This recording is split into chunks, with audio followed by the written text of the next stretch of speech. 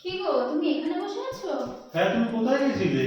আরে একটু বেরিয়েছিলাম, এই গেছিলাম কালকে তো রাখি, তাই ভাইয়ের জন্য একটা রাখি আনতে গেছিলাম। এই দেখো, ছোট্ট একটা রাখি নিয়ে এসেছি। ও বৌমা, কি নিয়ে কথা হচ্ছে গো? ওই মা, কালকে তো রাখি, তাই ভাইয়ের জন্য একটা রাখি কিনতে গেছিলাম। দেখি। ও, কালকে তুমি বাপের বাড়ি যাবে? হ্যাঁ মা, কালকে তো রাখি, আমি যাবো ভাইকে ওই বাড়িতে রাখি পরাতে।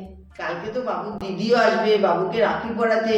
তুমি যদি বাপের বাড়ি যাও তাহলে এদিকটা কে সামলাবে? কিন্তু মা, আমার ভাই তো সবকিছু কালকে ওই বাড়িতে আয়োজন করবে।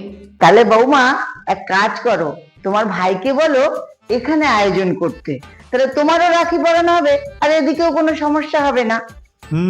মা তো ভালোই বুদ্ধি লাগিয়েছে, এবার আমার খরচাটা বেঁচে যাবে।